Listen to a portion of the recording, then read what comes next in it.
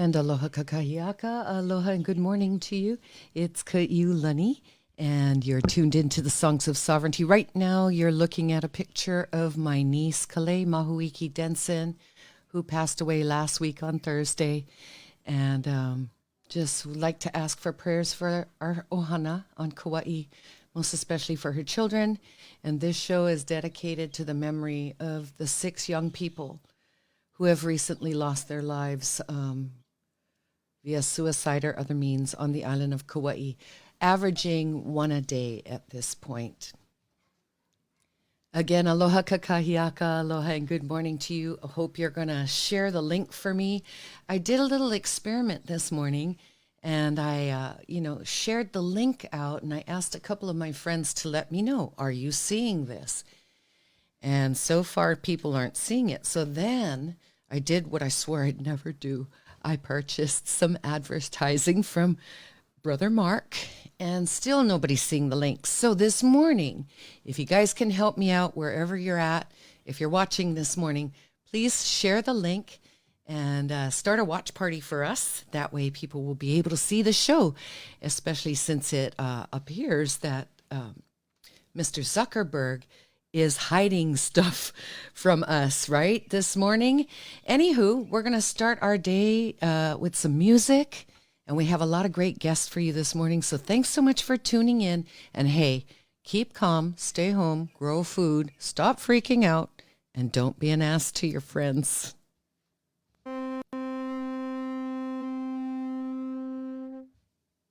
Mai hele mai. Mai hele mai. Mai hele mai. Mai hele mai. Mai hele mai. Mai hele mai. Mai hele mai. Mai hele mai. Mai hele mai. Mai hele mai. Mai hele mai. So for the safety of future generations in Hawaii, for the safety of the future of Hawaii, I'm asking you all, mai hele mai o ko'i Hawaii ke ia manawa. Don't visit Hawaii at this time. With respect to all of you, ke aloha nui.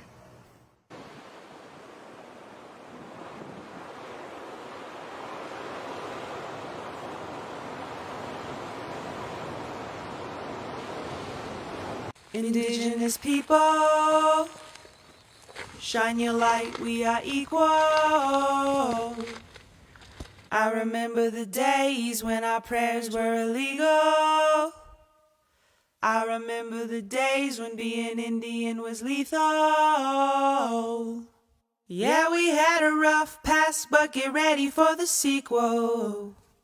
Get ready for the glorious comeback of our people. Oh, yeah. Rise up, all you warriors of love, all you answers to the prayers of our ancestors from above. I can feel it in my heart. Can you feel it in your blood? I can hear the seventh fire calling us to wake up, wake up. All nations rise. Rise up, 'cause now's your time. We don't have to hide anymore, 'cause now's the time. All nations rise, rise up, 'cause now's your time. We don't have to hide anymore, 'cause now's the time. With forgiveness as my bow and my prayers as my arrows, pull them back and let go. I watch them fly like sparrows. Have hope. Yeah, have hope. With compassion as my shield and faith down to my marrow, I will walk the pollen path even when it gets narrow. Yeah, yeah, I resurrect. Yes, you can bet that we seen the single mama raising children on the res. We seen domestic violence tear apart what we have left. We seen the alcohol take it all and leave us dead. We seen the children take their lives when they can't take the dread anymore. It's a war. Can't take the dread anymore. It's a war. No, we can't take the dread anymore. It's a war. No, we can't take the dread anymore. It's a war, but we've seen it all before. And now we know we can change it, 'cause that's why we were born. We know we are the ones that we have been waiting for. We are the ones Grandma has been praying for. So rise up, All you warriors of love, all you answers to the prayers of our ancestors from above. I can feel it in my heart, can you feel it in your blood? I can hear the seventh fire calling us to wake up. Wake up. Pueblo hermoso, levántense, es nuestro tiempo.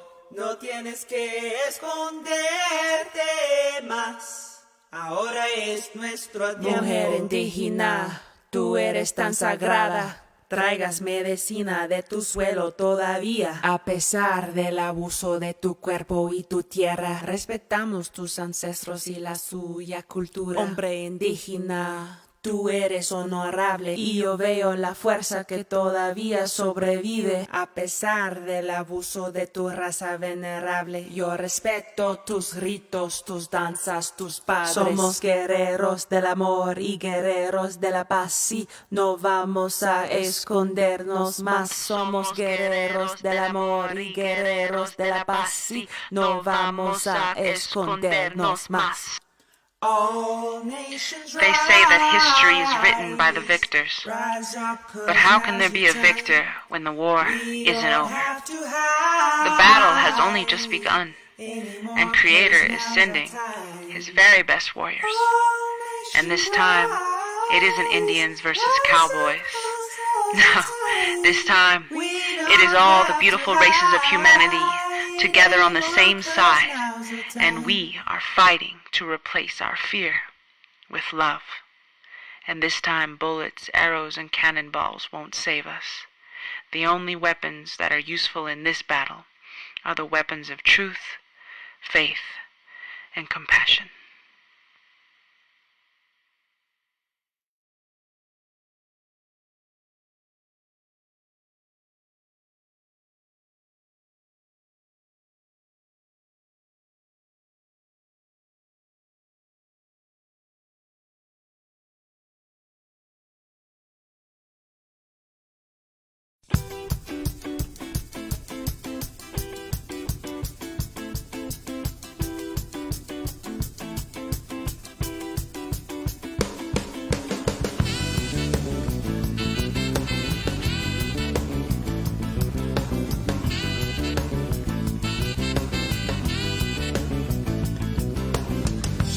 Around the world and the universe.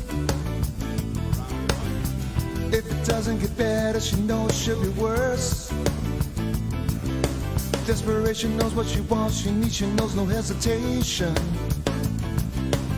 Is she an angel or is it my imagination? She keeps searching for a ray of light. She keeps searching for someone who'll do her right. She's on a journey for 1,000,000 miles it seems, and she wakes me from my dreams and says to me like a goddess, I know that you could. You can do me like a goddess, like a demigod would. Every part of the world there's a favorite goddess girl. You got Pele from the island, Cyrus Spider from the east, Rhea from the north, Aphrodite from the Greeks, Venus and Diana, Roman goddesses of love, Inanna, the queen of heaven up above, Isis, Great Mother of the universe. Give appreciation to them, all the goddesses that walk this earth.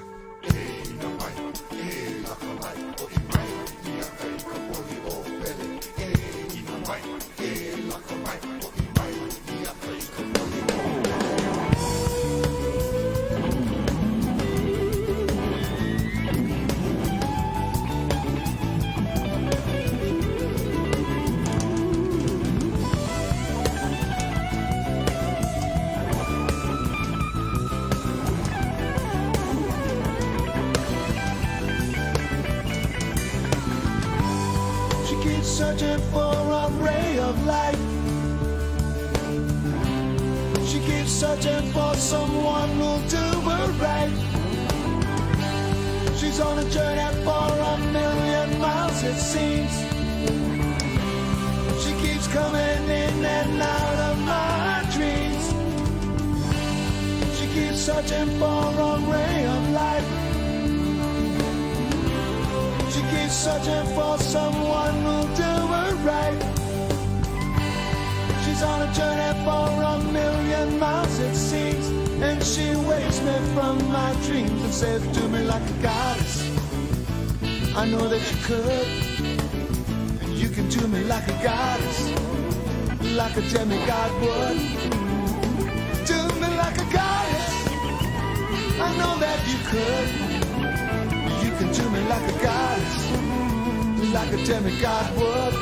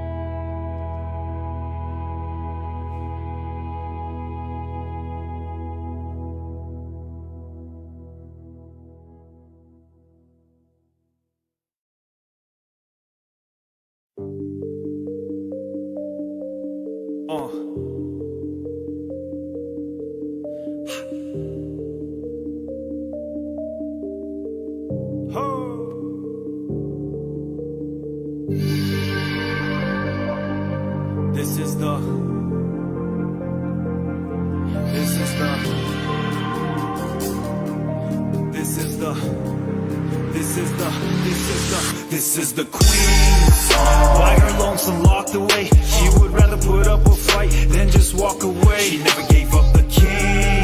She watched the pendulum swing, still waiting for America to do the right thing. Like a beast, see that bullet gonna come. She believed it would be so I must believe it will be done. This is the queen song. Still hear her voice and I'm a kani. My poina, our beloved queen Lily Uokalani. See, I couldn't imagine sitting up captive inside that palace built by the very blood and callous into which you would ascend. Downstairs they bid you malice, and outside they got that Gatling aim right at all us Kanaks, surrounded by these foreign men. I bet you felt it would never end. I bet you felt somewhat deterred, a dream deferred, cause even Cleveland agrees with we, so it seems absurd to be a bird without your wings, to be a queen without your throne. But you ain't alone, cause even we couple ain't so free at home. That industry's taking hold, and the league is turned de facto, and them trusted number ones, they bit the hand and turned to jackals. Show them expansion, hear them cackle, how fast they come around, but us Kanaka with you till the end. We all know who wear the crown, my majesty don't wear no frown. I know that heart is aching, but that occupier watches and is easily mistaken. Show them strength, show them resolve, show them aloha, show them patience, cause one day we'll show them all it was illegally taken. This is the queen song. By her lonesome locked away, she would rather put up a fight than just walk away. She never gave up the king. She watched that pendulum swing, still waiting for America to do the right thing. Like a beast, see that bullet gonna come. She believed it would be so I must believe it will be done. This is the queen, still hear her voice and I'm a kami. My poina, our beloved queen Lily Uokalani. Every time I sit and think about how little that I knew, it makes me realize the lies I've been taught in place of works of you. So now I stay in search of you, the time and place and persons who did like the rivers up Mauka discreetly divert the truth so neatly. They persecute and now we watch you from the windows for your country. Love and war decisions really ain't all that simple, but that flicker it never dwindled, and that fight it never fled. Preserving history from wisdom to the needle, then the thread, cause captive is in the head. No matter how many guns they got, they'll never have that pala pala that states that they own the crop. They'll probably say that we owe them lots and try to infiltrate our thoughts. Have a stinking statehood's legit, but those awake will know it's not. And those still sleeping, it's time for you to wake up from the dream. Remember the queen, she left us a song for everyone to sing, so we bringing it to the light, so when we fight it'll help remind us to stand tall and stand strong to the very last. Aloha. This is the queen song.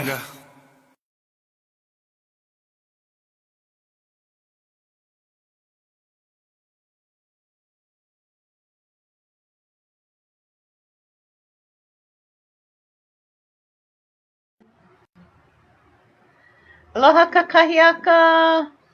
Our Ohana Songs of Sovereignty. We're so happy to be here this morning. I'm Kapua Madaris, and these are my Hana and my mom.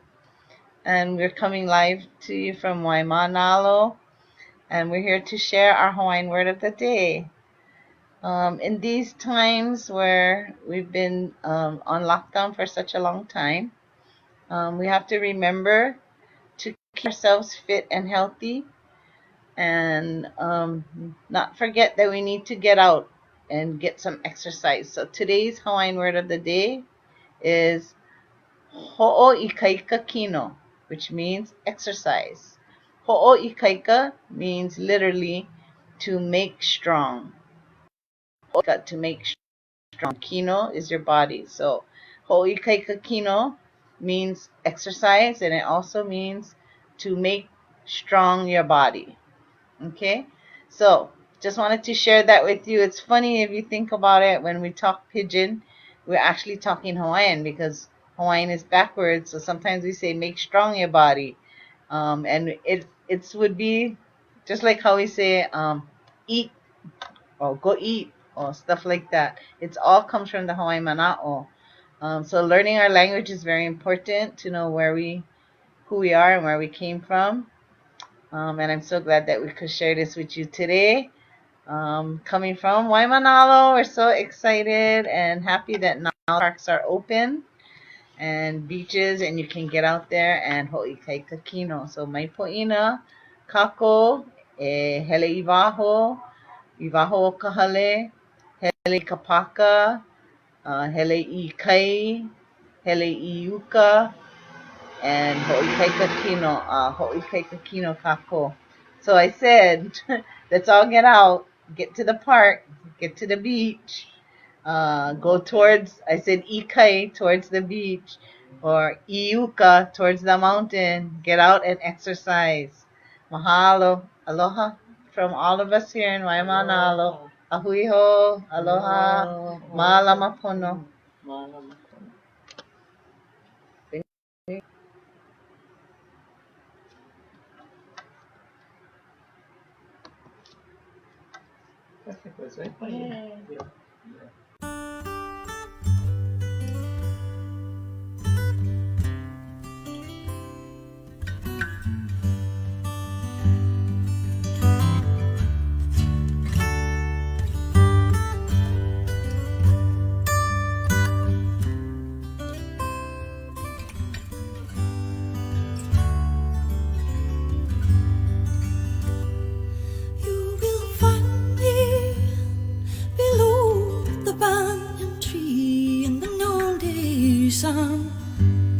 To find some shade, my body cooling, my heart burning.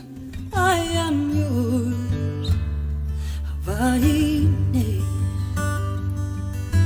Freedom, why can't I see thee? Well, profiteers are hardly few.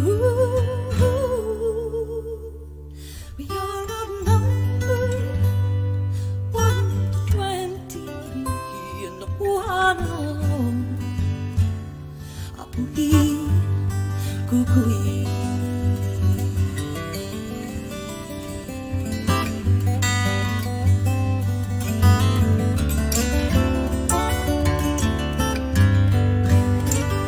The boats are coming into the harbor. The old kukui grows, they're coming down. The eve of flying farther and farther. My feet are still on the ground. Freedom, why can't I see thee? Skyscrapers obstruct my view. The birds outnumbered 1 to 20 in the water. Apui, kukui.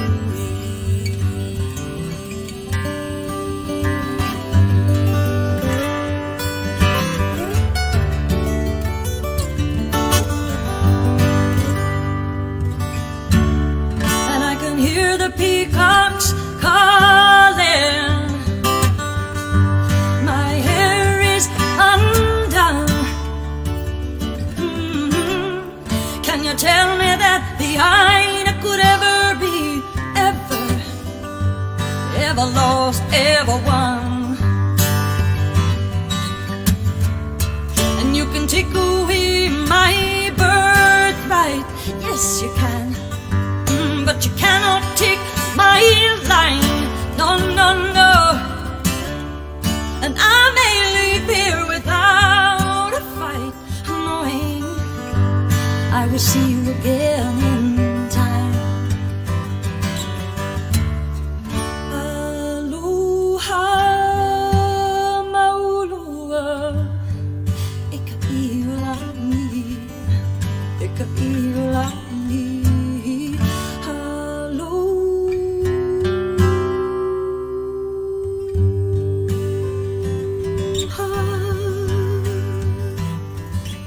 Freedom, I think I see thee.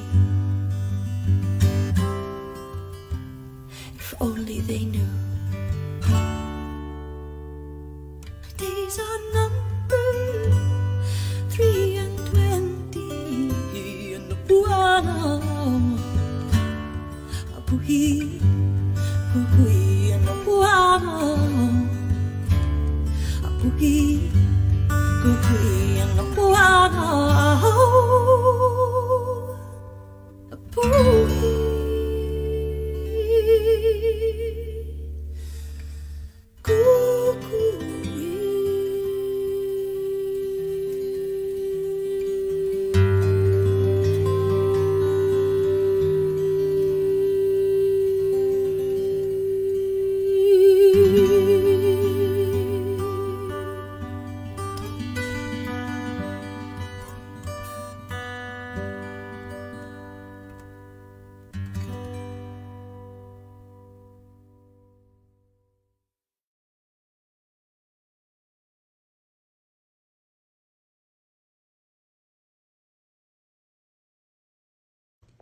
For centuries, Hawaiians have been sharing their aloha with the world.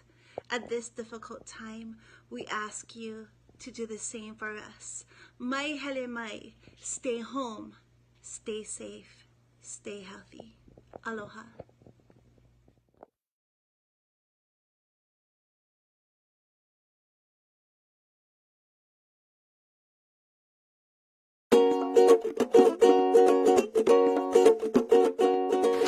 The kupuna, so it's just for one person. Swiss chard, lettuce, sweet potato, carrots, tomatoes. Figuring out what people need and then finding the resources and trying to connect the two. And in this part there's multiple parts. There's connecting the food, which we need to pay for, so we're connecting the private funding that's coming. And then we connected to the kupuna, the people that are in need, and then we're supporting local agriculture. We've been aggregating over 22 different farmers, and we've moved $100,000 worth of produce in the last 5 weeks. Here's all the volunteers that come together and help us make this a reality.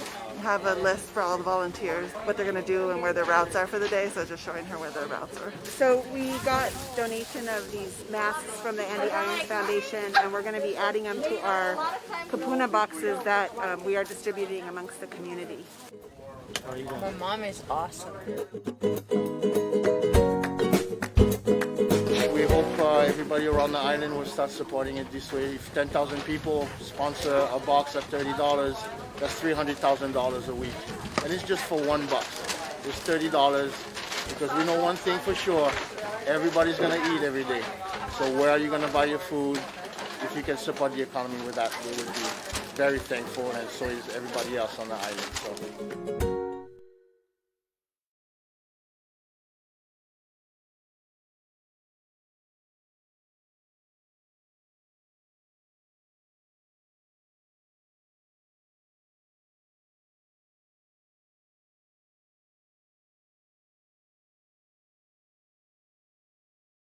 Hey, thanks for joining us.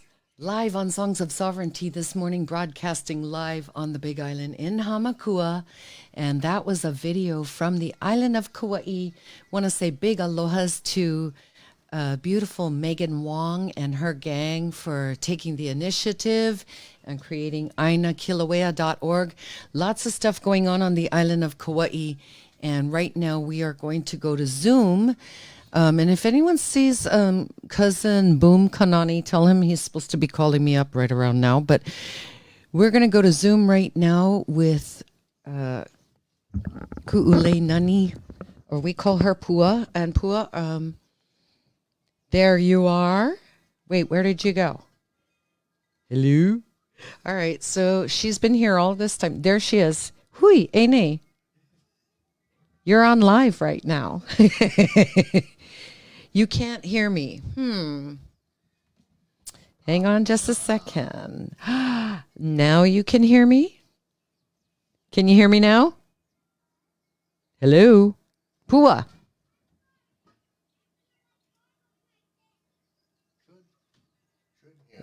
Okay. Pua, can you hear me?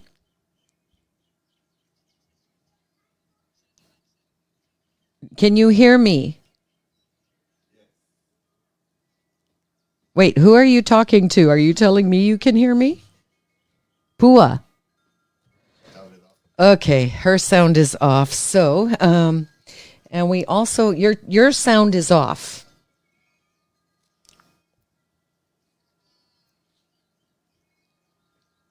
Right? Is your ear on?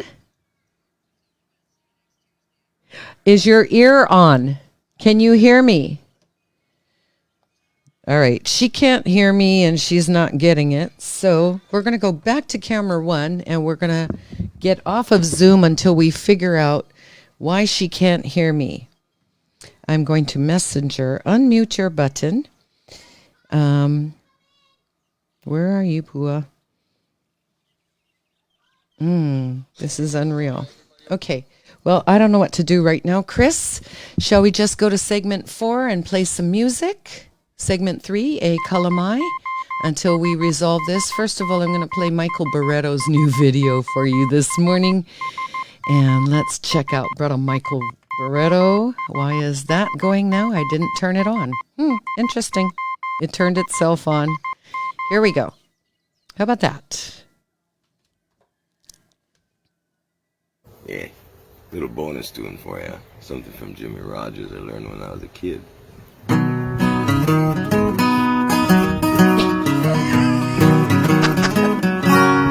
Well, I just received your letter. Darling, I'd just say. At first I thought I'd tell you just to travel on the other way. But in my memory lingers all you once were to me. I'm gonna give you another chance to prove what you can be. Any old time you wanna come back home, check your just phone. drop me a line and say no more you wrong. You have your chance to play the game fair. 'Cause when you left me, sweetheart, you only left a loaded gun. And now that you're down, I'm gonna stand by you. But if you only say that you're wrong when days are through, and you find me here like the day you left me alone. Can you hear me, Pua? Can you hear me? Okay, your volume was off. We heard you say see you next Tuesday. Thank you. All right, stand by. Stand by. You wanna come back home.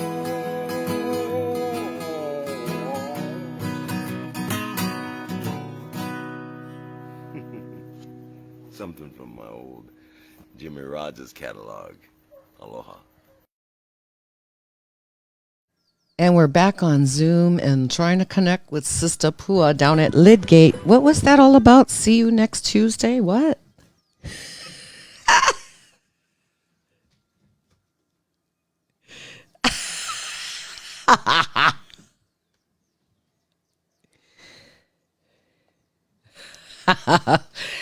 I'm not sure why I'm having to move so far away to my microphone here. So how's things down at Lidgate? I understand we had some very generous benefactors show up last week.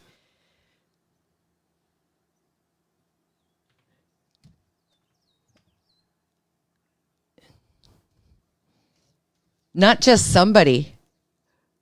Who was it that called you? Not just somebody.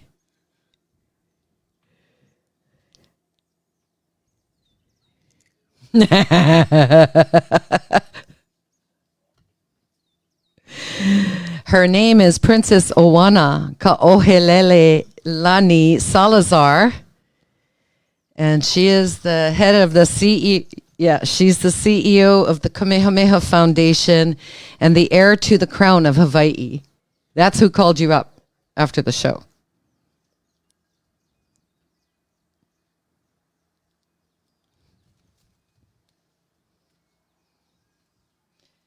Mm-hmm.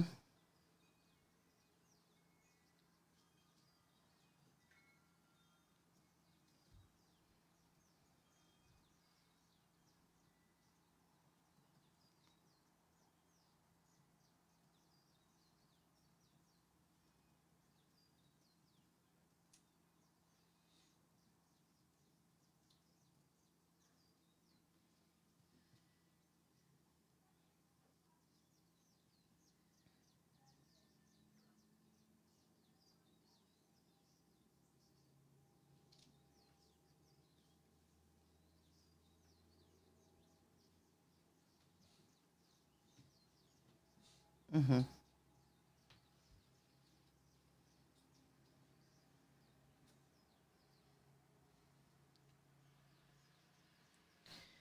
All right. Some people are saying they can't hear Pua. So I'm not sure if you're trying to listen and you don't have your volume on, then I can't help you. Hello, I can hear you. So anyway, I'm going to text Auntie Sandy, turn your volume on. She calling me right now. I can't talk to you, sister. Anyway, so who else showed up this week with some goodies for you?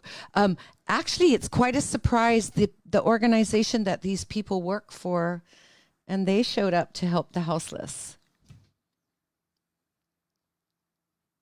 Don and Doug.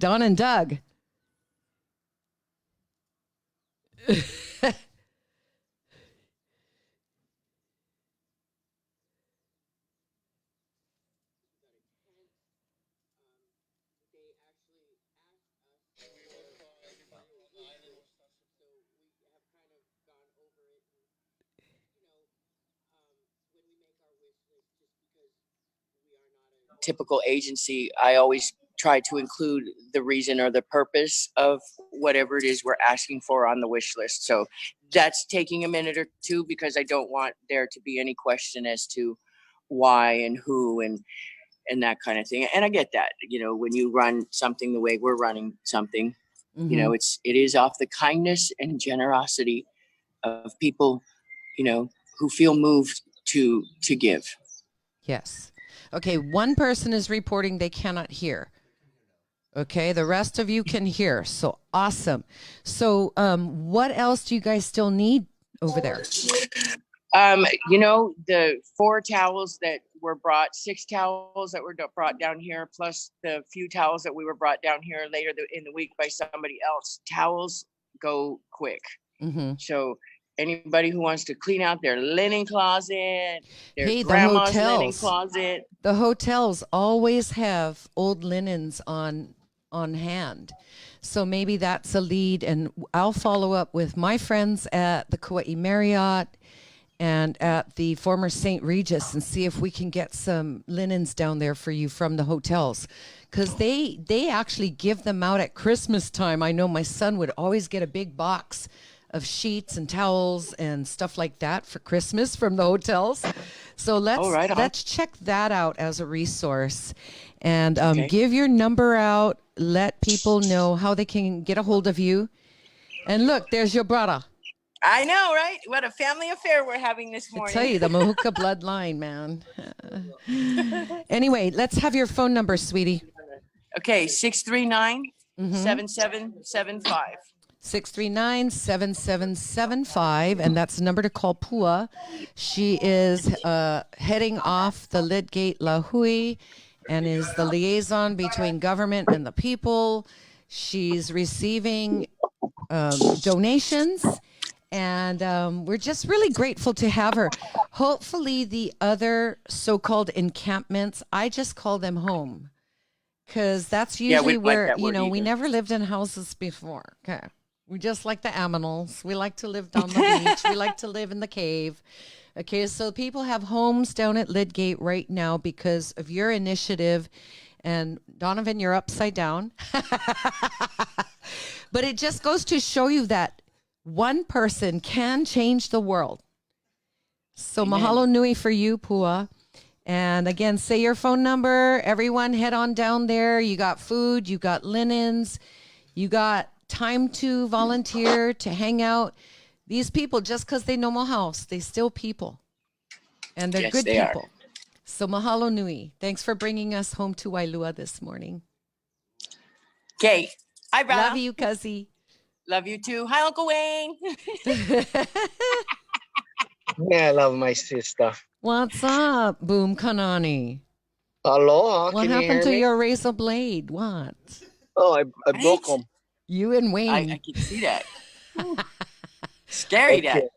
Hey, what about the one on your head? You get hair on your head now. You still get razor foot ahead. I see. You still get razor foot ahead. That's as far as you get to see. Oh, I miss you so much. I miss you so much.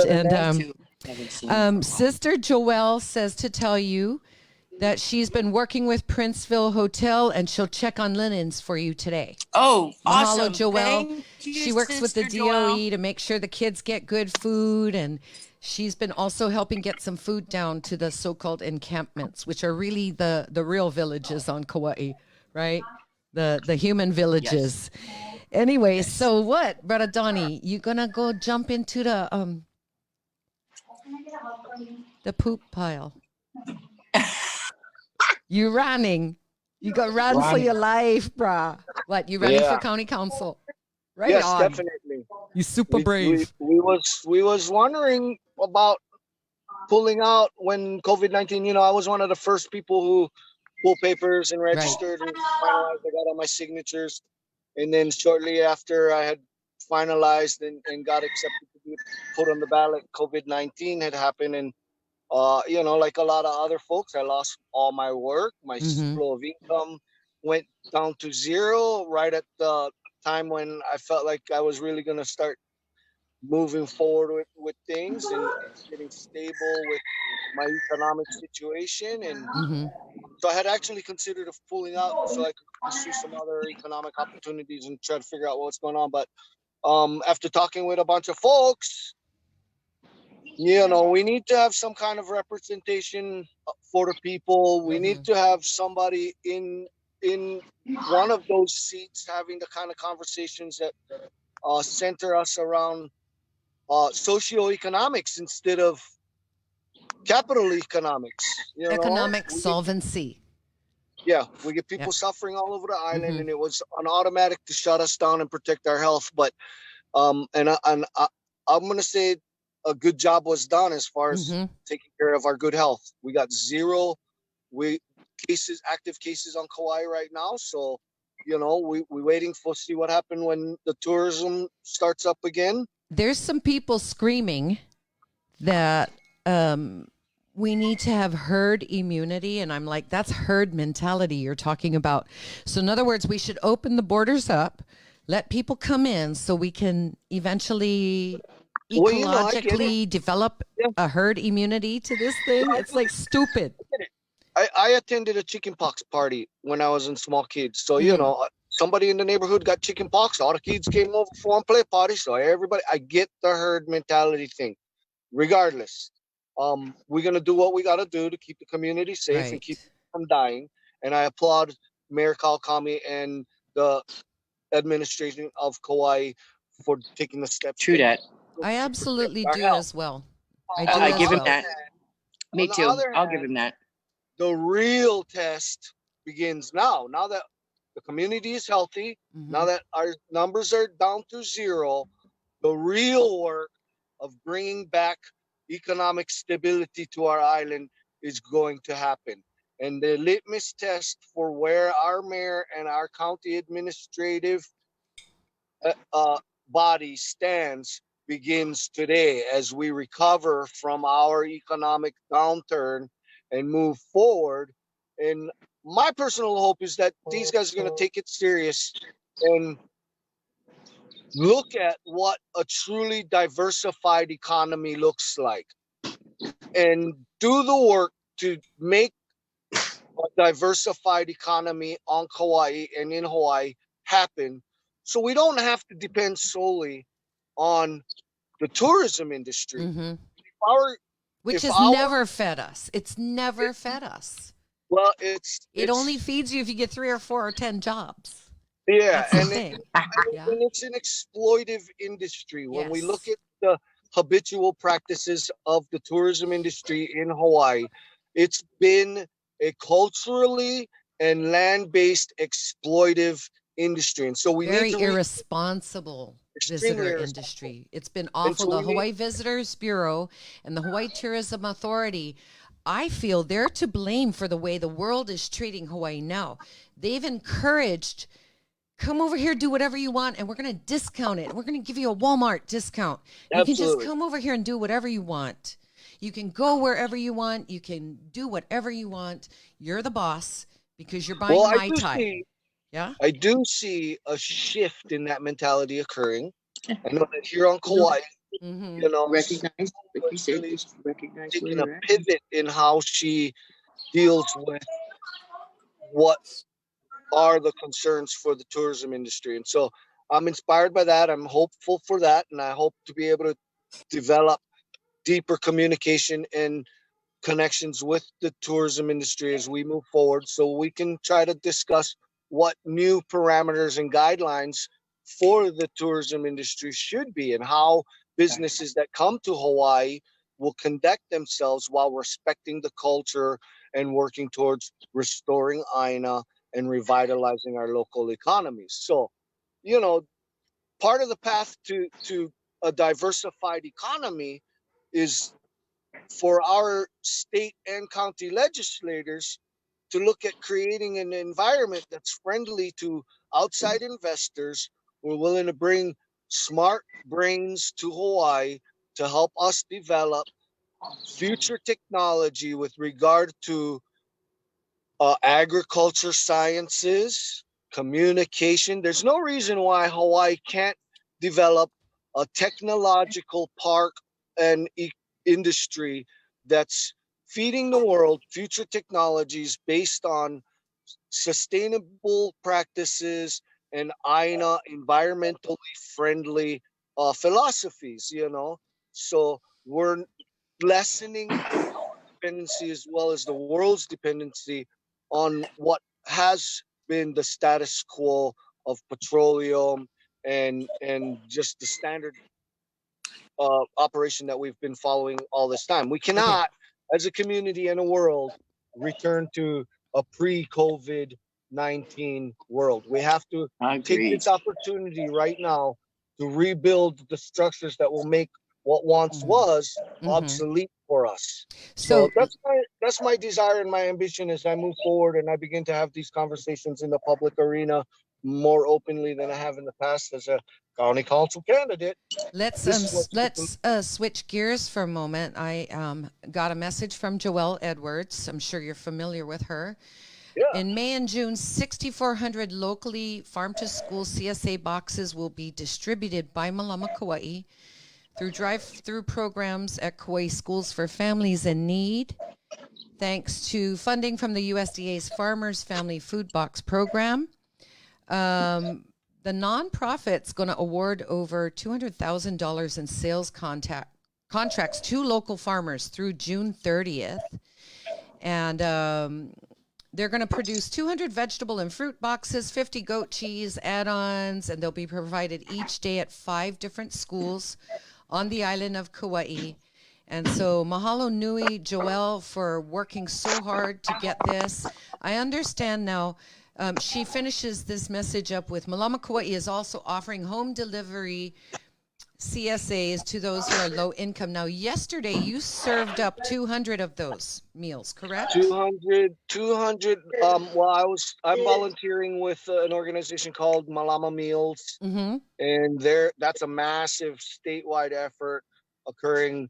They have a certified kitchen on Oahu. They're preparing food on Oahu and shipping it off hot to all of the other islands. So we're receiving through Malama Meals 1,600 meals a day to disperse on Kauai. So it's not actually connected to what Malama Kauai is doing. Okay, but it's similar. So your is Malama Meals. Yeah. Malama Meals. So yeah, I had the opportunity to disperse 200 meals out of 1,600 yesterday, and it's amazing. It's kind of sad. It's shocking, actually, at how many people are in need right now under the circumstances. And so that's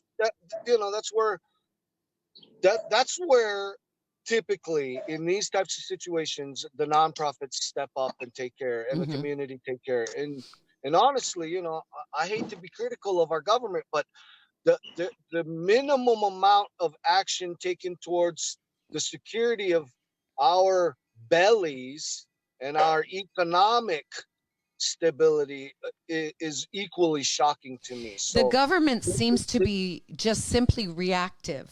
So they're like, oh, there's COVID, just close it down. But they don't think it through. We saw this when the floods happened in 2018. Open those bridges up, but they're not thinking about the guys underneath the bridges working. They do not think it through. Those conversations are always the last conversations to have, like you said. Which is why we have houseless encampments at all the beach parks now. Yeah. Because they didn't think it through when they shut the island down and the houseless had nowhere to go. And now we're in the beach parks, and now I'm a nuisance, and I'm happy. Well, it's no, and you're exactly where you should be. In the county, if they're not going to provide beds for and actual shelters for folks in need and who are houseless, then they should go out of their way to create an encampment that's safe, that can be mutually or partnered with the county and the police department and the communities to regulate themselves in a manner. When I look at what's going on, just like what your sister's doing right now. Exactly. What she's doing, it's such a no-brainer. She's doing. I mean, it took a lot of work. But of what happened in Waianae when the houseless needed to unify and get together to represent themselves, to have a space. And so now over in Waianae, they got a space. The county over there is letting them have that space. They self-regulate. They are actually working to get people out of there into normal homes, into the community as contributing working members. And that's what the benefit of the county creating a homeless or houseless encampment is. Because majority of the folks who will take advantage of a space like that are going to work towards bettering their situation, finding a house that's stable for their families, and getting jobs so that they can continue to support themselves in a normal situation, not at a homeless or houseless encampment. And so I'm all about supporting what my sister's doing down there and encouraging the county to allow it to happen and continue into the future after COVID-19, because our houseless communities need a place of stability that's going to be a safe haven from them, so that the police know that those folks are contributing members to the community and can better put their time towards chasing the actual criminals. Yes. Okay, finally, I have our house list. In a few minutes, I have Chief Kenny is going to be calling in from the Ute Nation to talk about how they're trying to keep their borders closed. But before we leave you, I wanna touch upon the fact that we've had 5 deaths in 6 days, all Kauaians. In the last 10 days. And I wanted to just say this, and I feel like I speak for all of our young people I might be older, but it wasn't very long ago that I was graduating from high school, and I had my whole life in front of me. And I was fortunate. I had a job with Papillon Helicopters in Princeville, and I was probably one of the last times young people could actually rent an apartment in Princeville to work a job up in Princeville, right? Because all of those condos were originally built. All the apartments were built. Pua, can you please mute your phone? It's really loud. Thanks. Okay. All of those apartments were built to house the, the employees of Princeville. Mm-hmm. Now, today you have all these thousands of Princeville employees, but no housing for them. They did one housing, project in the last 35 years. And I think it was like 40 units. Meanwhile, there's nowhere for any young people to rent. So it wasn't very long ago that I was a young woman, my whole life ahead of me. I knew I didn't want to leave Kauai. It was the last thing I ever wanted to do was leave my island. I was one of those kids that wanted to stay there, be there forever, just be happy on my island. Unfortunately, what actually saved my ass was leaving the island. And how, I talk about our young people. They don't get to just, grow up, graduate from high school, move out from home, go to college, go look for, an apartment with their friends. They don't have that type. They don't have that type of normal rite of passage that builds a strong adult. The only way our kids can get that, because of the visitor industry and the way the government has structured things, is our kids have to leave home.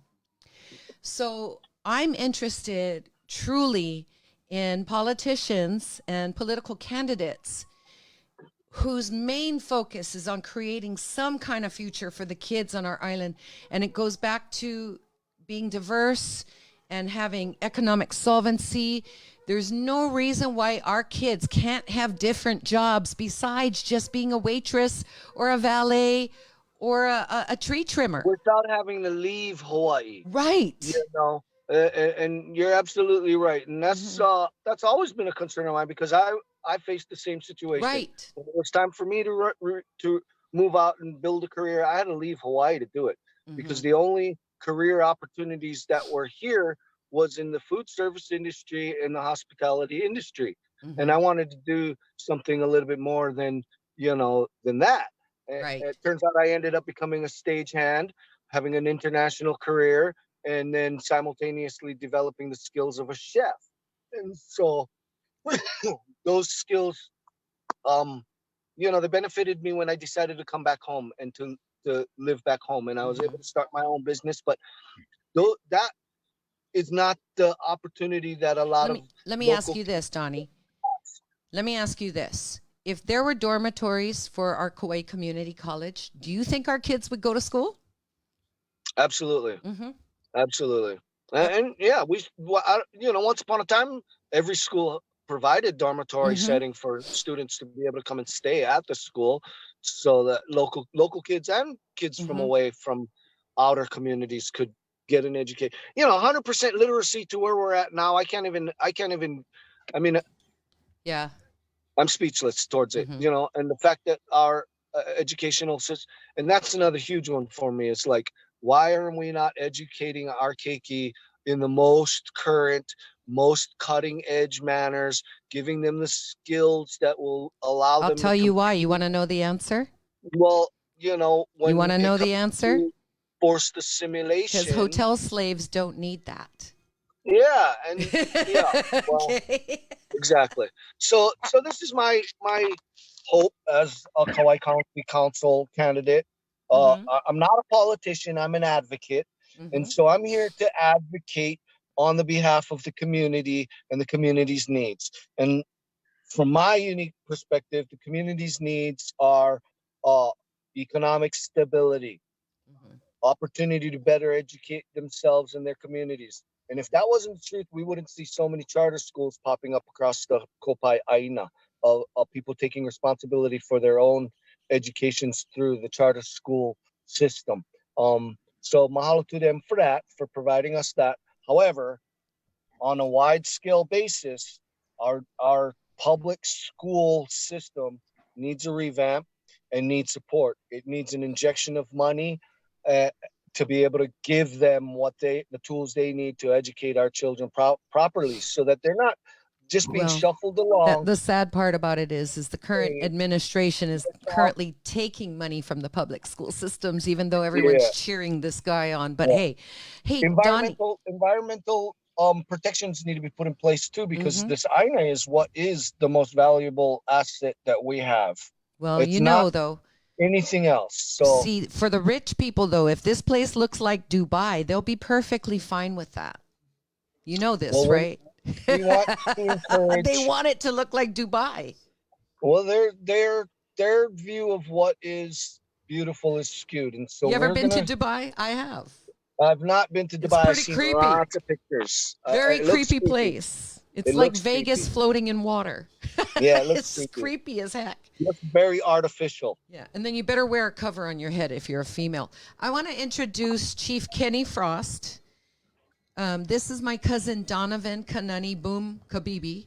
He is currently running for county council on the island of Kauai, and when the travel restrictions are lifted, I'm going to hook you up with this guy, Chief Kenny, and then his sister Pua, who has been featured on our show now 3 weeks. She is heading up our houseless encampment of our citizens that currently find themselves without shelter, and she's done a really great job.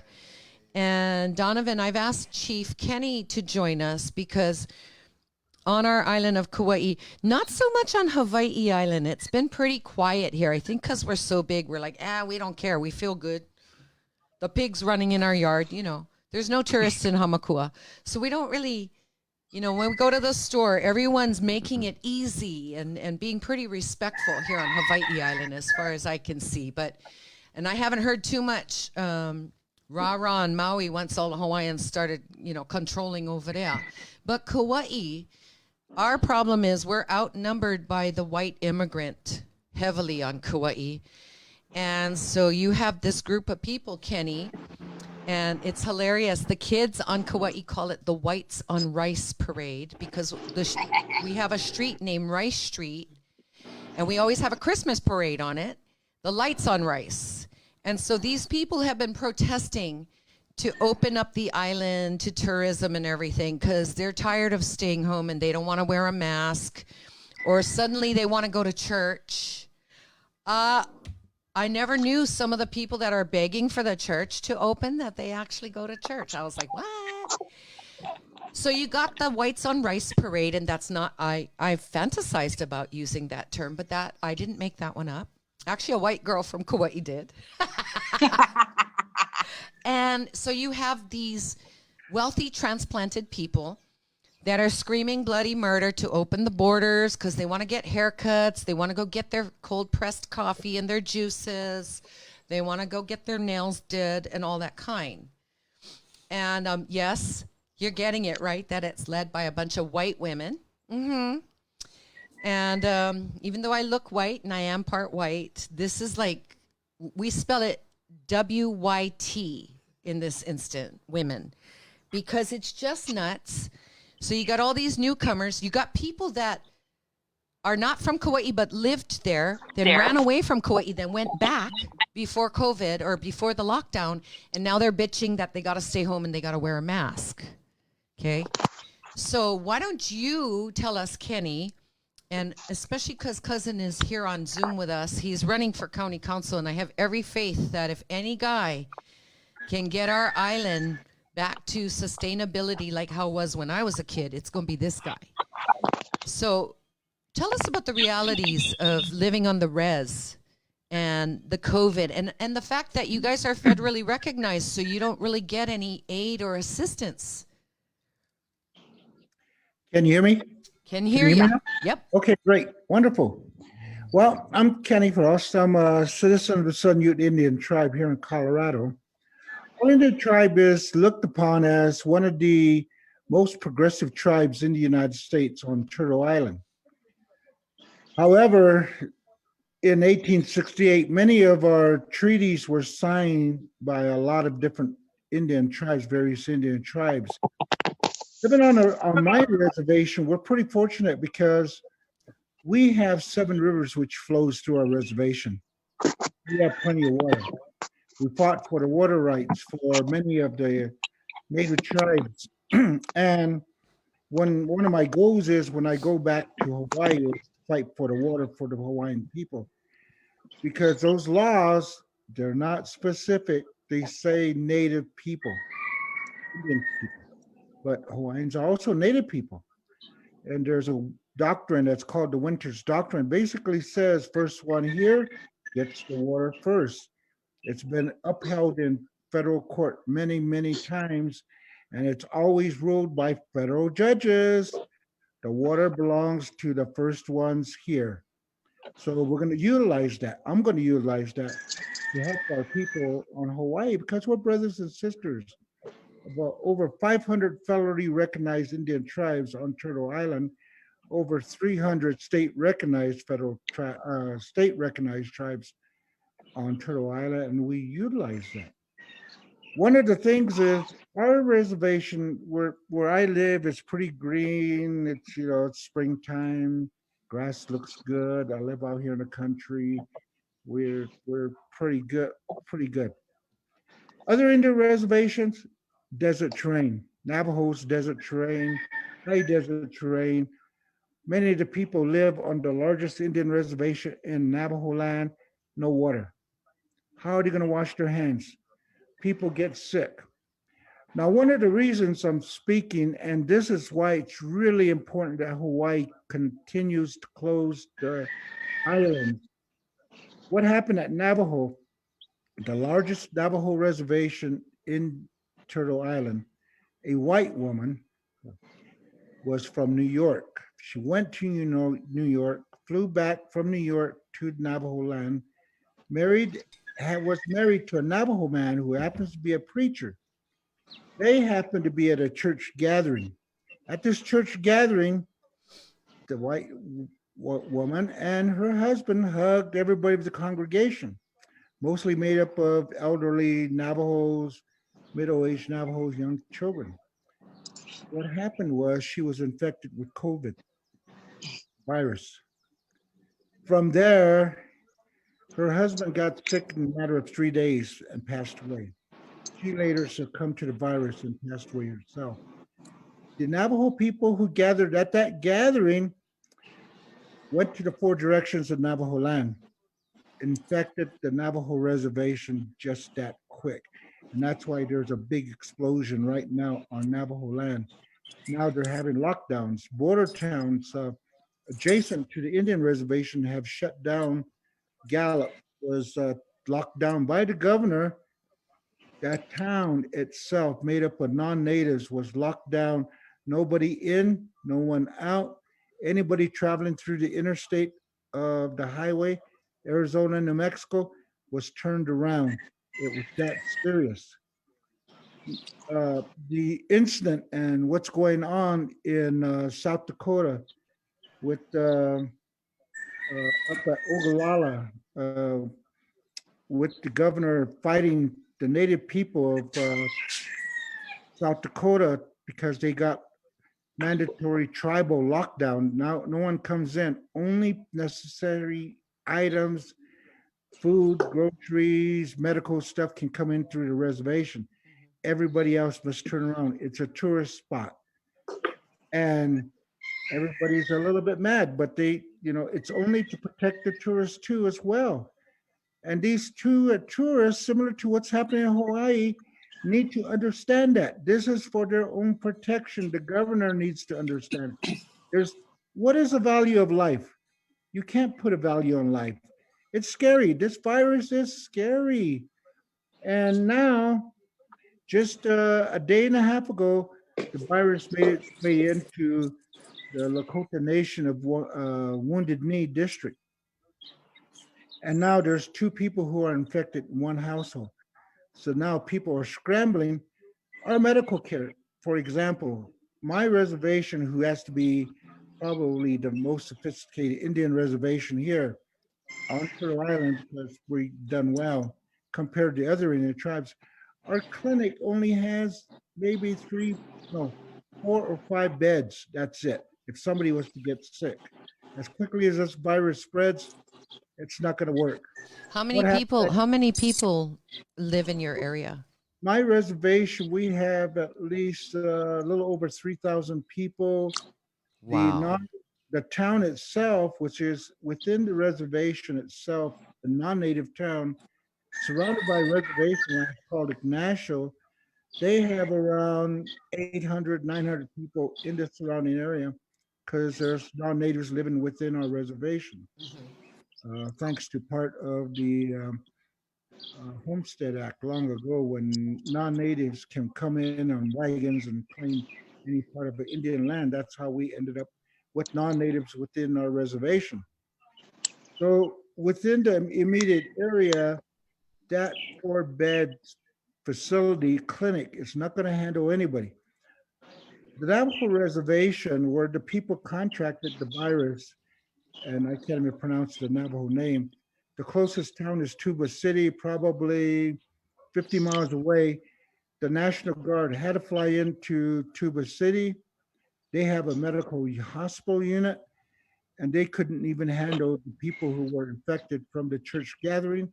They had to set up a MASH unit of outdoor hospitals, beds, and everything can come in. And people who come in from have COVID, for the most severe cases, of being helicoptered out to Flagstaff, Arizona, which is the closest town, and then down to Phoenix. From Flagstaff to Tuba is probably an hour flight. Phoenix is probably an hour, 40-minute flight by helicopter. And then some are being taken to Albuquerque, New Mexico. They were being flown to Gallup, New Mexico, but what's happening at the non-native hospital in Gallup, the medical person in charge, the chief, some type of officer, he got rid of 5 nurses for some reason when COVID was just starting. Because of that, and got rid of the anesthesiologist or the person who is in charge of ventilating unit. So they're out without a key person, and the doctors are threatening to walk out because they haven't had a chance to get a day off. They've been working a whole month each and every day, and they're getting burned out. And yet they still want to drive through the res. Yes. And they so still want to come to the res. So the governor, she's closing everything down because it's for the sake and safety of not only for the Navajo people, but for the white people who don't listen. They had a mega church service out in Georgia or Tennessee the other day, a week and a half ago. Mm-hmm. They wanted to go pray to God. Oh, we're going to be okay. We're going to, Mm-hmm. The virus don't care if you're religious or not. It's going to get you. So over 1,000 people from that church service are now infected. The people that had that big rally in Michigan protesting against the governor who wants to state, I need a haircut. I got to go get my beauty treatment. Out of that group of people, 500 people became infected. Wow. The beaches. The beaches of Florida. Florida was infected, not too bad, but they were infected. The people who gone to the beaches didn't practice social distancing. Over 500. Because they think the heat's gonna melt the virus, right? Because it's gonna get rid of it. So they can go swap spit, whatever, right? A little over 700 people became infected with the virus at the beach. Yeah. So now this puts a stress on the doctors, the nurses, the EMT, paramedics, law enforcement included, because they're the ones who have to go out and investigate and see. They've kept working through it all. Yeah. So it puts a strain on the medical profession and law enforcement. Look at what happened to TSA. TSA was allowing people, airlines should have shut down. They really should have. When that weekend you guys left my house, that's when it should have just been shut down. That's right. Mm-hmm. Because I had told you that when I was there, I said, my friend from Canada said they're getting ready to shut down the Canadian border. Mm-hmm. Better get your butt home. And then my friend from there who works within Hawaii says, Hawaiian Airlines talking about shutting down, which they didn't, till later. They did shut down the border. And so it's good to have friends in high places, but you got to heed those warnings. And the people need to heed these warnings. The only, when I was growing up, probably when I was 17, 15 years old, the elders that time, they were grooming me. They were teaching me the culture, tradition, stories, everything. And they says, one day, maybe in your lifetime, maybe future generations, this world is going to be hit by a germ. They said a germ. They didn't know anything about viruses, but they said a germ because that was technology back then. Mm-hmm. And it's going to get the people. You are going to have to go back to learning the basic principles of survival. Grow your food, learn how to hunt, learn how to make things out of the deer hide, buckskin. You're going to have to prepare your family, save your family, because the only people who are going to be alive when that happens is going to be the native people of the land. And and there are some white people whose parents taught them well. I have a really sweet girlfriend. She used to have a shop here on this island. She's on Maui. She sent me a video of her garden, and I'm going to be featuring a show with all of our gardens because that's, a silver lining. We all have gardens now, right? We're growing food again. Her mother, who was a white woman, told her, one day you might have to guard your food with a rifle in America. Right. So this is the smart attitude, is that, okay, we pay attention to what's happening around us. We try and keep our social contract with the government that we are involved with right now. And we have to be smarter than that. We have to be responsible. We have to do our homework, our research. And then for me, I'm always going to put a mask and gloves on when I leave the house, because I am not going to make anybody else sick. And you know what's something so funny, Kenny? I'm usually the first guy to get sick during the winter and spring. I haven't been sick this whole time. Maybe I'm washing my hands more. I'm not touching my face. I'm wearing a mask. I'm gloving up when I go to the dump. You see people at the garbage dump with no gloves on. You're just like, what? Anyway, Chief Kenny, thanks for calling in to the show this morning. And we're being joined by Kumu Kavaikapua Okalani. And I would love you to meet him when you come back for a visit. This is Chief Kenny Frost, my cousins Donovan Kanani Kabibi and Pua Kabibi, who is taking care of our houseless community on the island of Kauai. And we had to mute you because your chickens is blowing my ears out, Pua. I tell you, they start crowing and it's like, whoa. But, sorry. That's all right. That's all right. That's I our, really, that's our. I really appreciate Chief Kenny coming to the conversation, and Yes. I'm looking forward to hearing more about his ideas with concerns towards defending the water. It's a huge issue here in Hawaii right now. So we have some people who are actively engaged in protecting the water, but I have desires to take it to the next step and actually put the custody of the water back in the stewards of the land. So yes. what Chief Kenny's talking about with regard to that law that makes it the first people there gets it is something that interests me. I'd like to explore that further and get more information. I'll share your guys' contacts with each other because I Wonderful. knew that I wanted to hook you two up. In the meantime, Kumu, good morning to you. You're looking very well this morning. You see the family resemblance. My cousin Donovan is running for county council on Kauai. And Pua Rockhead, she went go down there, take on the government. She's helping all the houseless people have a safe place to live. Ku e ki ia au puni ho o puni malunu o mako I Hawaii nei au e ke aloha nei ku e I mua me ka ikaika o ia wale no. And we've been having so much fun talking story. We didn't play your video yet, so we'll play them after we talk story with you. And Sure. why don't you just jump in? We've been talking about with Chief Kenny Frost. We started on the island of Kauai. We've had quite a few young people die in the last 10 days. Suicide or drugs.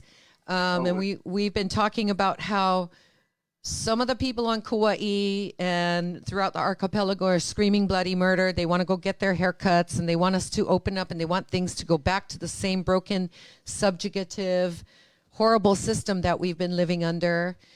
And so Kenny was telling us about what's been happening on the reservations due to being federally recognized and, you know, being so isolated.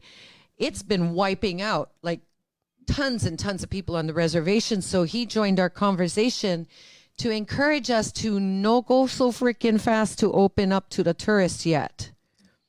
So how would you like to add to that? Because they're coming, they're still coming. Hele mai no na po'elolo I Hawaii nei no ka maka'ikai ana I o ia nei pono no lako I no ho ikaina o lako no ka mea ke ia manawa o ko kako malama ano ki ia aina. This is the time that we're taking care of our land. This is the time we take care of our people. And why is there such this huge push that the po'elolo gotta come to Hawaii at this time? No iko aina, stay at your place.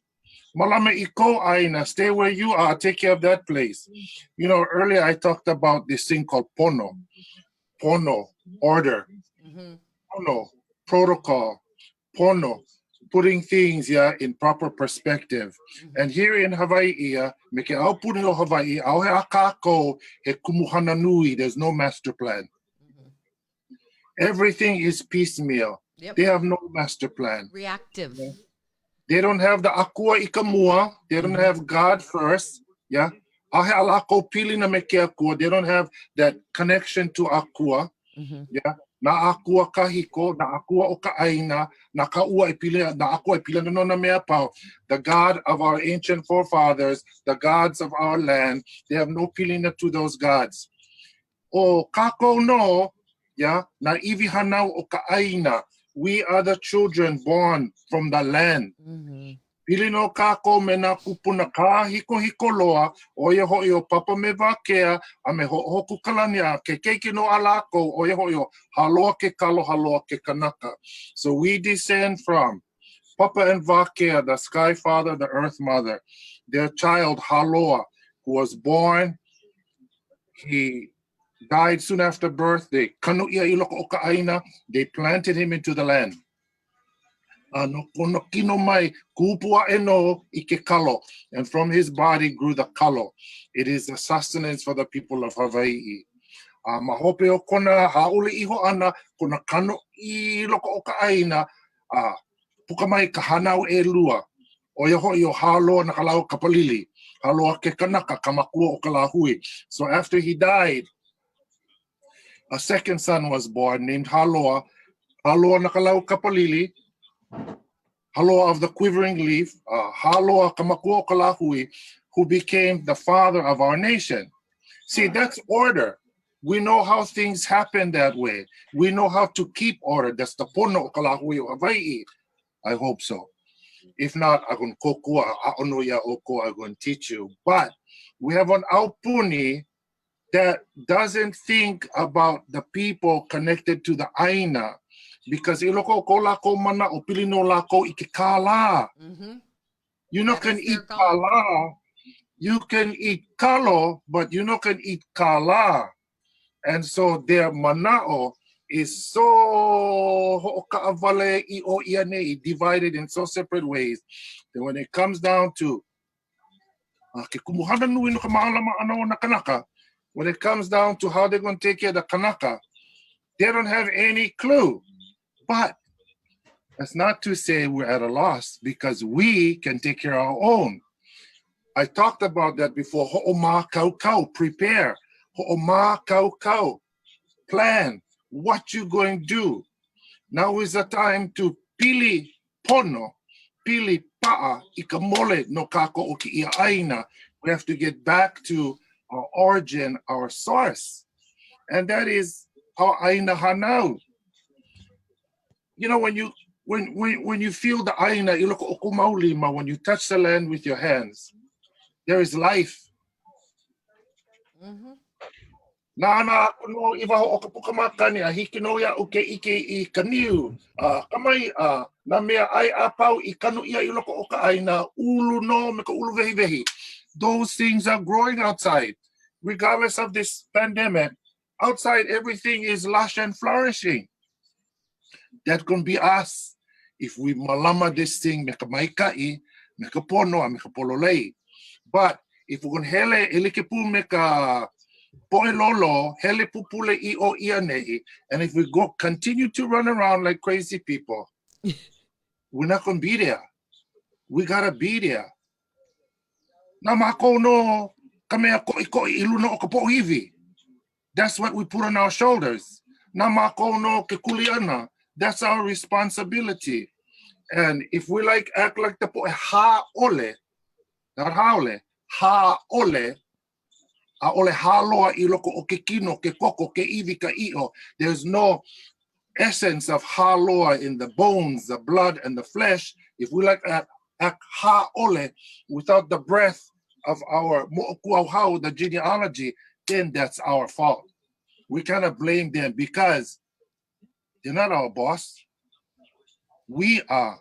And if we give them that lave akuia, that's our fault. Mm-hmm. This is the time to learn. Tunoho ikahale. Yeah? Go and study the genealogy. Go and study the history. You know, ho'okui kahi stand as one nation. Ho'okahi no lahui. Na kako no na mo'opuno o haloa. Ohana no ke kahi. E aloha aku ke kahi. If we are the descendants of this great father called Haloa, long breath, everlasting breath, then we have to realize that we are one family working in this for a better future. Mm-hmm. And like I said, they can make all the rules they like. If you follow, hele oi hahai no ya lako. But if you follow the kupuna, the olelo ona kupuna, hahai mai no. Oya vale no, oya hoi ha. Simple. Haloa, ha nau, ha pai, ha vai, oya hoi ha. Mahalo. Mahalo. Yes. It's very simple. Mm-hmm. It really is. When you say ho'ino I ka'aina, what you're saying is go back to the land. Mm-hmm. Ho'ino ina kupuna, the land is your ancestor. Go back to your ancestor. You know, the old knowledge is not gone, it's still here. It's the po'elolo, pepe au kuli, that act like deaf ear, no, like listen. Mm-hmm. Because makamaka no lako, ka iPhone, ka iPad, ka iMac, ka I. Ay. Yes, I, iPad, iMac, iPhone. And then how you gonna know the aina? The mother that feeds you. Papa hanau moku, she gives birth to everything. No, I might know Yamako, and she feeds us. How you gonna know? Because you're on your iMac, your iPhone, you paying iTweet, iTwat, whatever you play, whatever you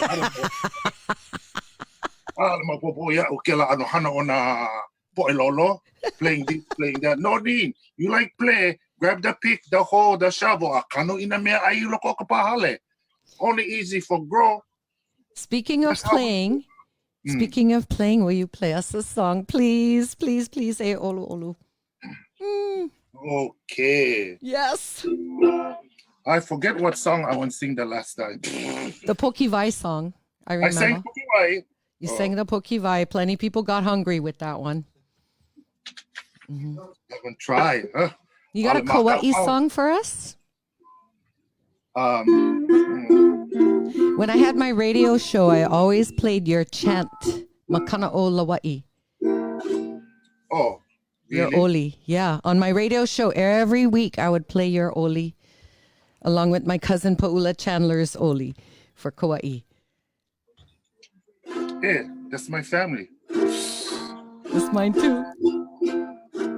You know, when you ivihanau o ka'aina, you can look ilikea, but I tell you, our family reunion, kane o hehe'eia, 5,000 people showed up. Mm-hmm. We come in a variety of colors. You know, we're just like the lehua. Get ula, get mele, get all kind different colors. Polymorpha And metrosideus. in one variety. Yes. Oh, then they make big mistake because we come in many varieties. I forget what to sing you. You shock me. I know, I'm sorry. Sing a song about Molokai. I haven't sing about Molokai. Okay, Molokai.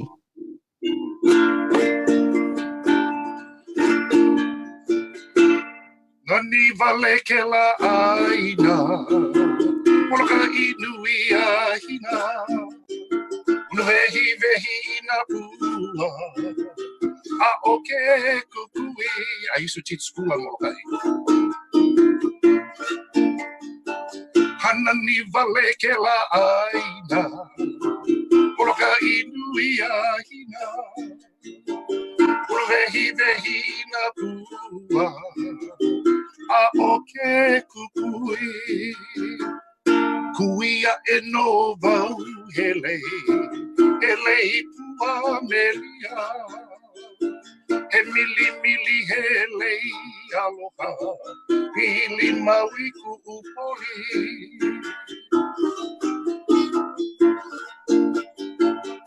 Polina he kapana mai, a kamalana ka holuna pea salau o kaniu o ka pua iwa.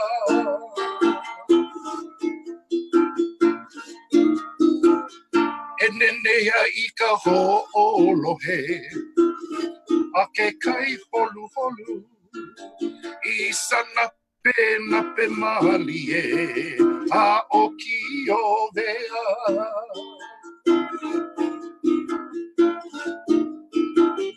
Vehe ia ku'u aloha, ku'u ha'ia oe, nani vale ke la aina, Molokai no I ka heke.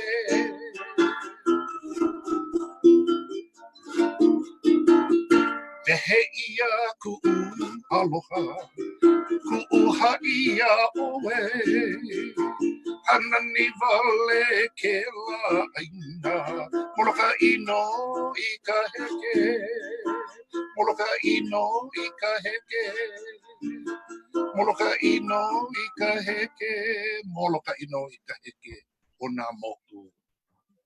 Ay, that is, you know, I used to, all my life, yeah, I really work hard, yeah.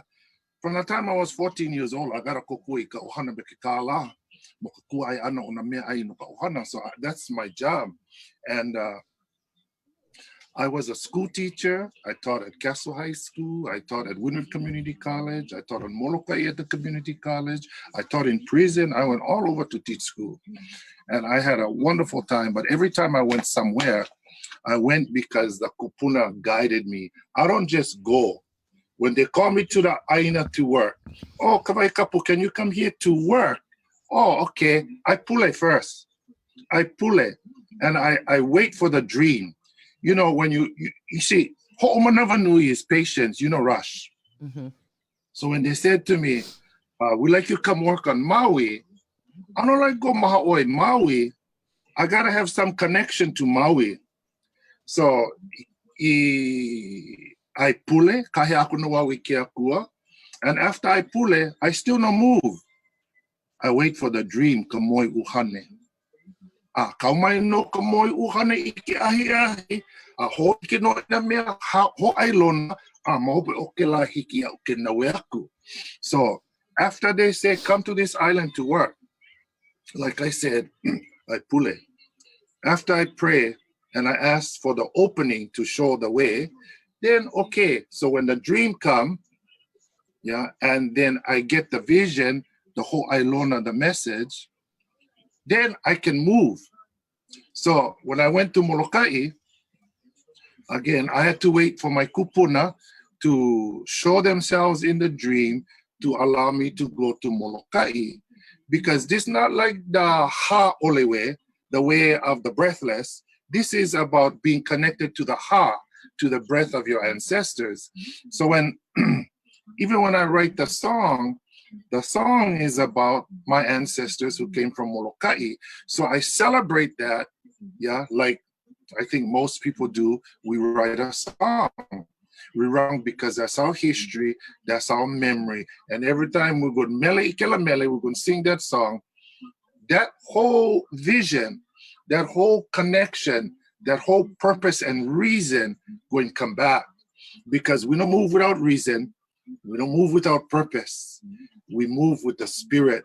And today for our people, sadly, they're like, go. Everybody like buckle loose and go. When you make like that, yeah, without the ike of the kupuna, without the knowledge of the ancestors, and you just go, then that's hapapu. Hapapu means you only went half-ass. That's not good. Because when you go half-ass, half okole, that's incomplete. You like go with the knowledge of your kupuna. Aale e hana me ka hapapu, hele me ka hana mai kai ka hana pono, ka hana pololei, ka hana ho o maha kau. Hele no me ka ike o na kupuna, aale hele me ka hapapu. If you go hapapu, the outcome is not good. You see? So we have to relearn as a people to be more spiritual in our ways, to be more connected to Keakua. Keakua o Kalani, Keakua o Kahonua. God of the heaven, God of the earth. If we cannot holomua me kapilina ke kahi I loko, ki ia kino, ki ia uhane, me ka ike pono o na akua. Vakia kaluna papakolalo. There is a God of the heavens, a goddess of the earth. Because, you know, it takes two to make baby. And that's how everything flourish. And we know and understand that. So it's not just this or that, it's the understanding Vakia Kalani, God of the heavens, Papa Honua, Papa Hanaumoku Okahonua, there is a goddess of the earth. Again, it's about mahalamalama. Ya ke me mahalamalama. The light, the respect, the honor. All these things come with light. Respect, honor, nurturing, care, preserve. One word. All these beautiful things. Mahalamalama. And again, is there a way? Yes. And now is the time to reteach our people. Yeah. You know, before we used to do traditional healing. So at the Wamanalo Health Center, yeah, I used to do traditional healing work. But I went, oki ia ke lahana, ho oku ia. I gave it up. You like, know why? Trying to teach our own people is hana ho opakiki. It's so difficult. Everybody like the magic pill. Just take the pill and tomorrow I'm healed. Nobody like ho'omanavanu. We have patience. And then take your time, take the herbs. And as you take the herbs, you malamako kino, malamako uhane, malamako no ana ikapono, and then the healing going to come. So I had a panel of native healers. So I was younger. So I had the kupuna. Always I put kupuna maluna above me. So even if I knew what I knew, still, if you 1 year older than me, you my kupuna. If you're 2 years older, you still my kupuna. I'm going to have respect for that. So on the panel were people like Auntie Kavena Johnson, Auntie Abina Pe'ahi, and Auntie Malia Craver. So these kupuna wahine, akamailoa ikahana ho'ola, no ka ho'oma kaukau ina la'au, no ka ho'ola ana o ke kino, ka uhane ame ka no'ono. 3 kind herbs, yeah? Heal the body, heal the spirit, heal the mind. Na lako no e a mai nei ia u ke ia hana ho'ola maluna o na kanaka. But they told me the same thing, elikapu me ka olelo no ia oko, yeah, with what I said to you. The hardest challenge for traditional healers is teaching your own people. Because you gotta have patience. And they're like, run. And then sadly, who like learn? How they like learn. They like learn how to heal. But you cannot fault them. It's for everybody. Learn, follow, practice. And then how about you get nuha because the haole will learn and now the haole no more. And as long as the haole do it with goodness and take care of our people, my kai. But you know, the Hawaii, they get nuha, and they're like, oh papa, and no more never nui. Well, now is the time to learn. Absolutely. Yeah. We have this opportunity to slow down, no go so freaking fast, as Rap Rapplinger used to say. And I just want to thank you for your wonderful mana'o this morning. People are freaking out. Yeah? Don't freak out. That's right. No need. You be in control of what you're going to do. Ho'omakau plan, make a ho'omanuvanuing patience, and ho'opili aku no make akua, and make this relationship with the God. Something, can you say something for the younger ones that are watching? You know, we just lost 5 young people on Kauai in 10 days. Suicide and drugs. Feeling a lot of hopeless feeling out there, you know, because this younger generation, they're used to having everything instant, like you said, no more the ho'omanava nui. And so I think now, more than ever, because I knew growing up as a kid, there was no way I was going to be able to really thrive here being a cocktail waitress. Yeah. So say something to the kids watching, to our younger generation, the ones that are really, you know, they got 5 kids at home. You know, they're not getting their unemployment checks. They're not getting to go to work. Domestic violence is on the rise with our people. And I think we just really need to start. And that's why I really appreciate you, because it's so encouraging to know we are who we are. And if we just remember that, gives us strength. I don't know all the reasons why these things are happening, but what I do know is this, and what I would like to share. We, kupuna, have mea ko'i baluna o kupohivi, huge things we put on our shoulders that we have to do. We have mea kuleana, we have responsibilities. Kupu is to grow. And we kupuana, we help people to grow. Our kuleana is to maalama me ke aloha, to take care with our aloha. Ke aloha no na kupuna o ka wākahi koloa, haloa ma. We share the love that comes from our ancestors, from haloa, Kamakuo Kalahui, the father of our race.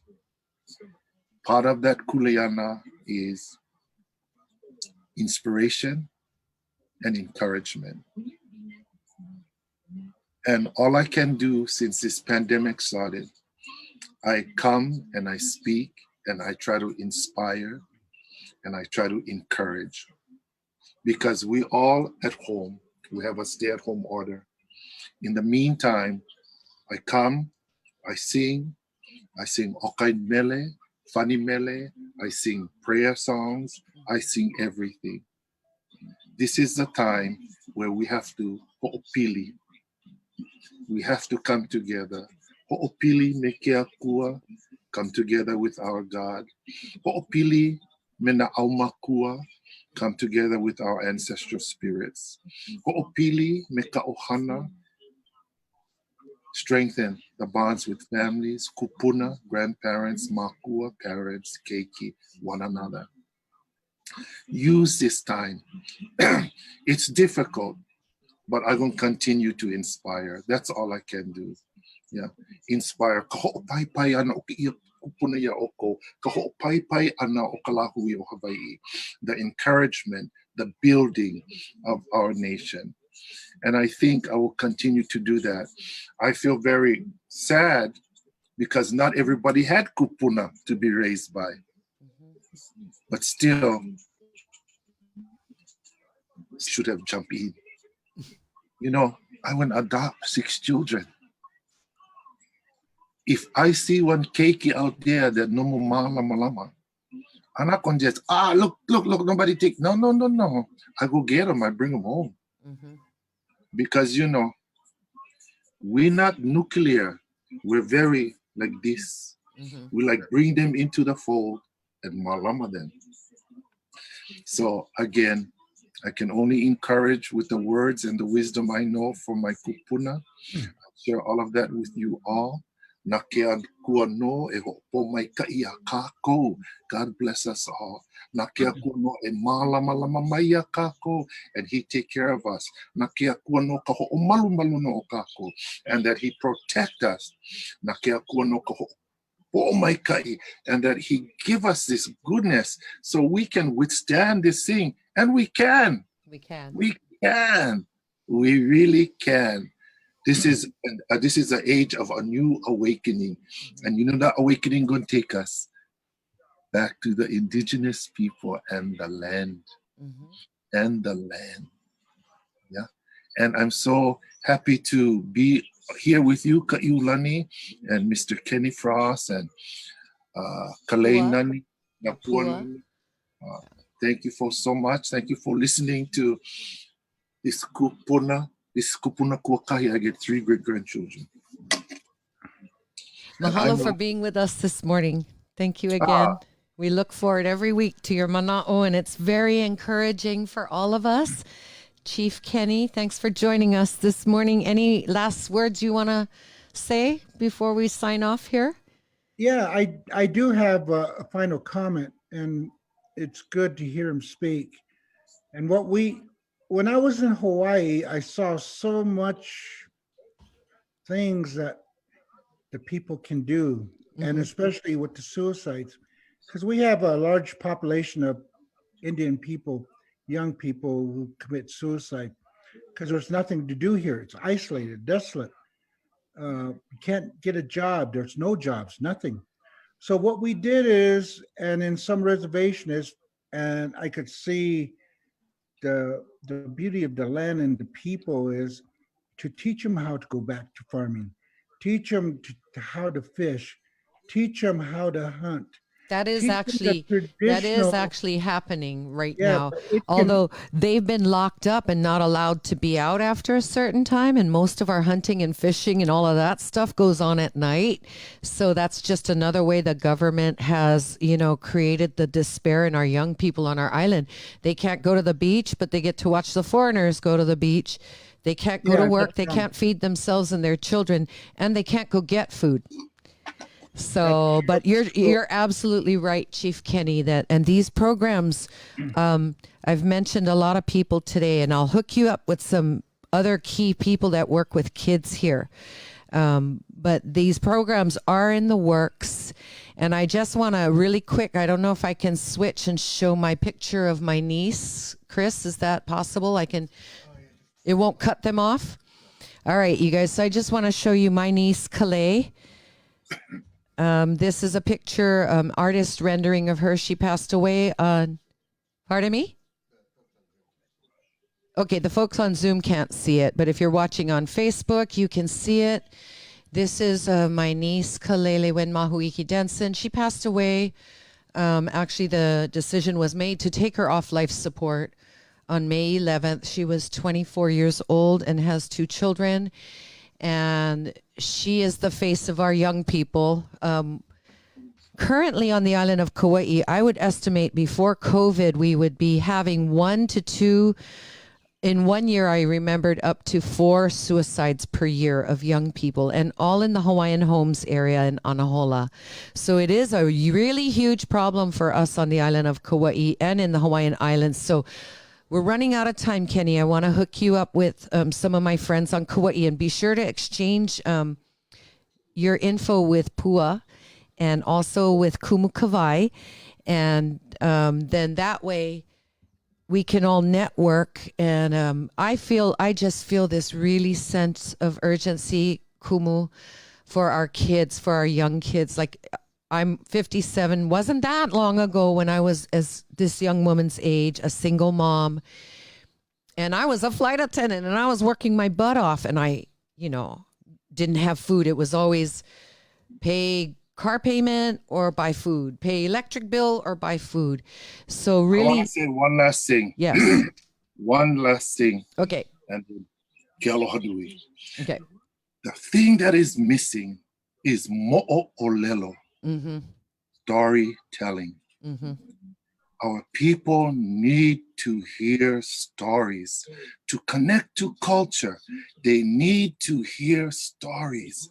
And you need the kupuna to tell the stories. Yes. Because there is a separation. Because like I said, iPad, iMac, iPhone, I crack a jack, I whatever get. No.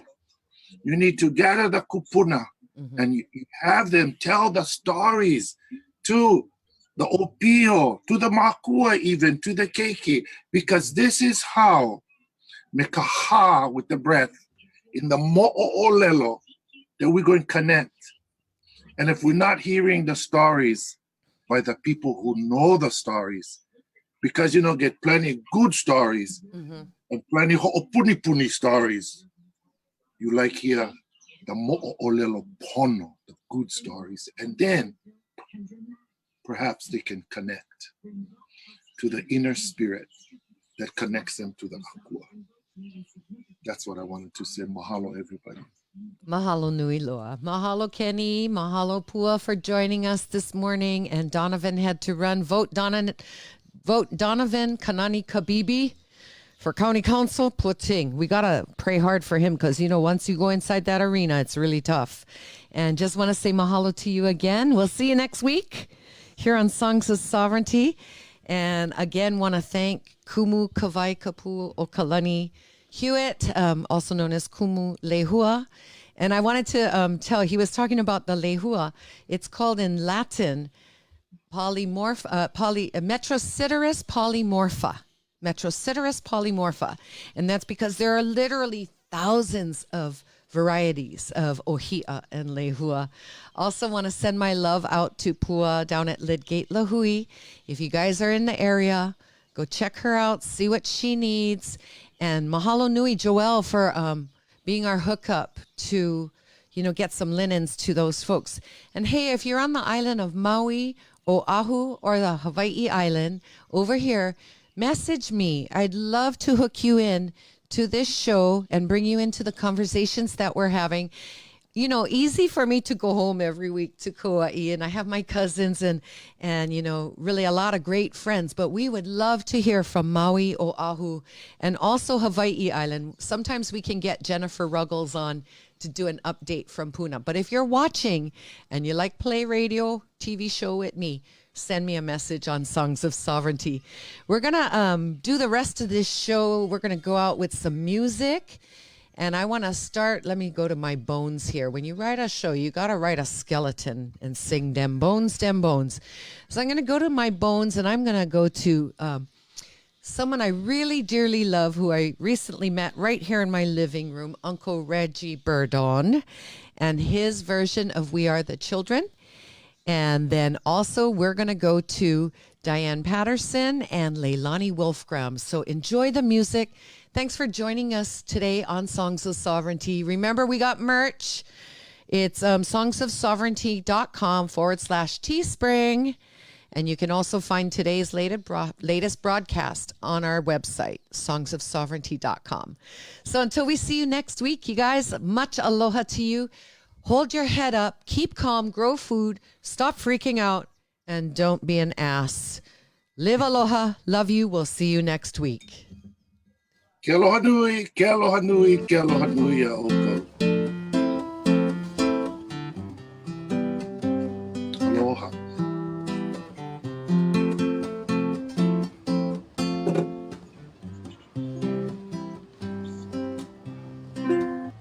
Oh, how I loved you here, that whisper of the wind, gentle-hearted songbird on the wind. Somehow you feel it softly, feel your heart and mind, and the thoughts I have for only you, my home. Sit upon a stone, I trust to feel so close that time. Tiptoe so gently, I will stand. Oh, them flowers mount the hours, gentle on my mind, and the calling of a yellow feather friend. We are the children, we are the dawn of life. Together we are changing in endless life. We are the children, we are the dawn of life. Our words go on ending in an endless life. Tumble turning, still I'm yearning to glide on whispering wing. Tiptoe so gently I can't stand. Oh, them flowers mouth the hours, gentle on my mind, and the calling of a yellow feather friend. We are the children, we are the dawn of life. Together we are changing in an endless life. We are the children, we are the dawn of life. Our words go on ending in an endless life.